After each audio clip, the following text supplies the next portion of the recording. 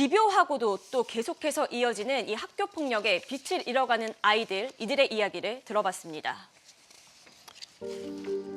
누군가에게는 쉬운 외출마저 우준이에게는 4개월째 어려운 일이 됐답니다.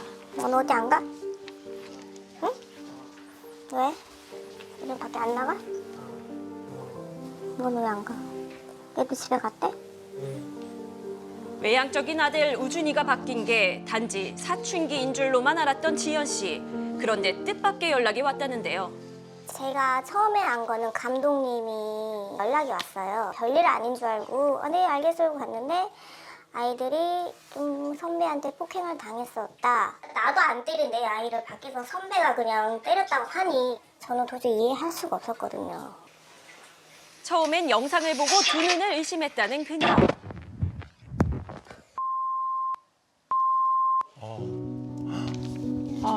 올해 초부터 운동부 선배 최군에게 지속적인 구타와 괴롭힘을 당했답니다. 때와 장소는 구별되지 않았고 그 강도는 점점 높아졌다는데요. 야, 너 아파. 네, 지금 가겠습니다. 물 2병 갖고. 물 2병이요? 네. 신혼부 휴게실이 있는데 거기로 애들 한 4명 정도 불러놓고 이제 생수 2리터 그거를 4명 딱 지정해서 순서대로 먹게 시킨 다음에 못 먹거나 이러면은 뭐 머리 때리고. 진짜 왜 그러는 거예요? 아직까지도 진짜 못됐어요. 진짜 죽고 싶었어요. 물뿐 아니라 라면 13봉지를 강제로 먹이는 등 괴롭힘은 이어졌답니다. 반송이라는 일도 찾아볼 수가 없구나. 그래서 이제 저희가 감독님과 상의하긴 합의하겠습니다. 그래서 합의하게 된 거예요. 폭행 사실이 인정되어 강제 전학 처분을 받은 최군. 이에 불복하고 이 결정을 취소해달라 청구했다는데요. 가끔 뭐 광주 시내 나가면 뻔뻔한 거 아니에요? 가끔씩 마주친다고. 그래 진짜 좀 힘들어요. 결국 피해자들은 사과도 제대로 못 받고 그날의 상처에서 벗어나지 못하는 중입니다. 벌써 수개월째 원인 모를 공포에 빠져 일상생활이 불가하다는 중학교 1학년 민순군. 이 아이도 학교 폭력의 피해자인데요. 아이가 자꾸 돈을 달라고 했어요. 그러니까 용돈을 준 지 얼마 안 됐는데 통장 내역을 좀 보자. 그래서 이제 어플을 열었죠. 그랬더니 일정한 아이들한테 주기적으로 돈을 보낸 내역이 있는 거예요. 그래서 인지를 한 거예요. 진짜 피가 거꾸로 솟을 것 같아요. 가해자들의 정체는 동급생이었습니다. 한 달이 안 되는 시간에 10만 원이 넘는 돈을 가져간 건데요. 돈이 없으면 신체 중요 부위를 찍어보내라고 황당한 네? 요구를 한 것도 모자라 SNS에 올리겠다며 협박까지 했다는데요. 쉬는 시간만 진짜 악랄하네요. 예. 그리고 사각지대로 데려가서 때리는 거예요. 자기 욕을 안 들어주고 기분이 나쁘다. 게다가 폭언에 동반한 폭행은 일상이었고 입에 담기도 힘든 욕을 하며 매일 이유 없이 민순군을 괴롭힌 가해자들. 학교에 학폭 신고를 했고요. 학급 교체가 이루어졌는데요. 근데 아무 의미가 없는 거죠. 다른 반이니까 이미. 가해자들이 잘못을 인정했다는 이유로 학급 교체 조치만 이뤄졌는데요. 문제는 반을 옮겨 다른 피해자가 같은 반이 됐다는 겁니다. 피해자와 가해자가 계속 한 공간에 있어야 하는 상황. 무서웠어? 반 들어가야 돼. 결국 그날의 기억 때문에 힘들어하며 들어가는 민승군. 그 모습을 보는 주희 씨는 놀랄 것 같아. 마음 무너지죠. 그녀가 걱정되는 건 단 한 가지입니다. 아이가 이제 위축감이 많이 들어있는 상태인데 그게 회복이 안 될까 봐 그게 제일 걱정이 돼요. 최근 들어 4명 중 1명이 또래 폭력을 경험할 정도로 갈수록 심해지는 또래 간 학교 폭력. 청소년을 대상으로 삶의 만족도를 조사한 결과 한국 청소년은 OECD 국가 중 하위권에 머물렀습니다. 지금의 학교 폭력은 은밀하고 고도화된 폭력이 증가하고 있습니다. 이에 따른 트라우마도 더욱더 심해지고 있는 상황입니다. 학교가 1차적인 안전망이 되어 피해 학생을 여러 방면에서 도와줄 방안을 마련할 필요가 있습니다. 주마다 한 번 특별한 수업을 한다는 서울의 한 학교. 어떠한 마음가짐으로 누군가 정말 건강한 관계를 맺고 소통을 맺게 될지, 그래서 그 점에 대해서 우리가 오늘 배워보도록 할 거야. 모든 학교에서 하는 국어 수학 수업이 아닙니다. 도대체 무슨 수업인 걸까요? 사회 정서 교육은 이제 우리 공부로 지치고 이제 학교 생활을 열심히 하느라 바쁜 삶을 살아가고 있는 학생들에게 있어서 따뜻한 관계에 대한 기초를 마련해주고 서로 간의 공감과 소통, 어떻게 해야 건강한 관계를 맺느냐에 대해 고민해보는 시간을 가질 수 있는 수업이라고 할 수 있습니다.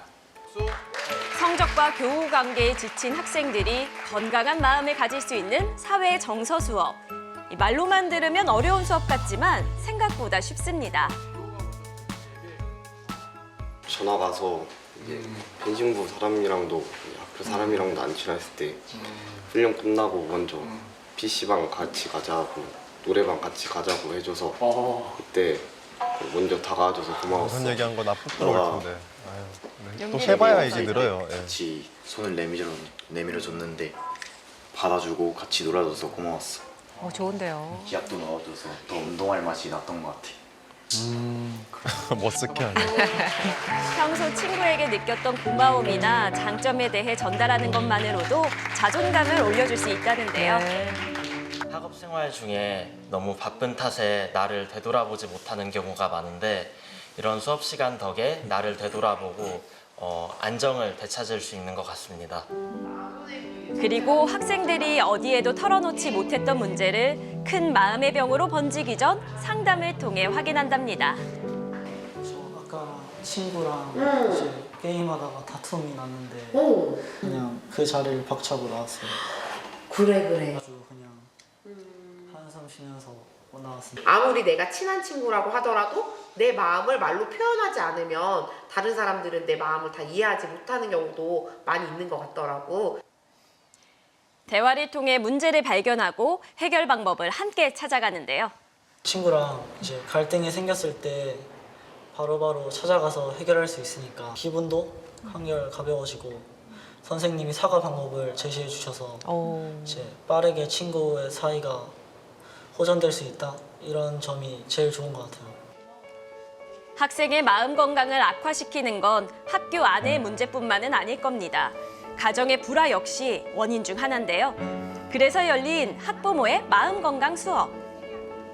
마음 건강 수업이 있다고 말로만 들어왔거든요. 수업을 듣고 난 뒤에 보니 얼굴도 좀 더 밝아졌고 또 무엇보다도 엄마랑 대화할 때 아이 컨택하는 게 정말 달라지기도 했어요. 학생들의 건강한 마음을 지키기 위한 서울특별시 교육청의 마음 건강 증진 계획입니다. 우리 아이들의 마음을 튼튼하게 지켜주는 그런 지원 체계를 만들기 위해서 이번 종합계획을 구상을 했습니다. 그래서 2026년부터 초등학교 1학년, 고등학교 3학년까지 15차시 이상 사회 정서 교육을 실시하고 현장에 안정적으로 안착될 수 있도록 각 학년별 수업 자료와 교원 연수도 함께 강화하고 있습니다. 사회 정서 교육이 학생들의 마음을 지켜주는 일종의 안전벨트라고 생각을 합니다. 서울시 학생들의 울타리가 되어줄 서울학생 마음건강 증진 계획. 이를 통해 학생들 마음 건강에도 청신호가 들어오길 바랍니다. 네, 학교 폭력 결국 그 주변 사람들이 미리 발견하는 게 중요한 것 같습니다. 훨씬 더 세밀한 그런 계획이 필요해 보이는데요. 네, 맞습니다. 이번 사업 계획을 보면은 일단은 예전에는 학교 폭력이 잦은 학교에만 상담교사를 배치를 했다면 이제는 모든 학교에 배치가 되고요. 모든 학생들을 대상으로 사회 정서 교육을 실시합니다. 또한 도움이 필요하면 전화 한 통으로 도움을 주는 서울학생 콜센터가 운영이 되고요. 현장으로 즉시 또한 도움을 줄 수 있는 응급 구조단을 배치할 계획입니다. 또한 심리적 위기에 처한 아이들을 위한 앞에 보신 것처럼 마음 치유 학교가 운영이 될 예정인데요. 이는 2026년 9월에 완공된다고 하고요. 상담과 또 맞춤 학습뿐만 아니라 필요할 때는 의료기관까지 연계된다고 하니까요. 우리 아이들 좀 건강하게 자랄 수 있도록 도움 줄 수 있을 것 같습니다.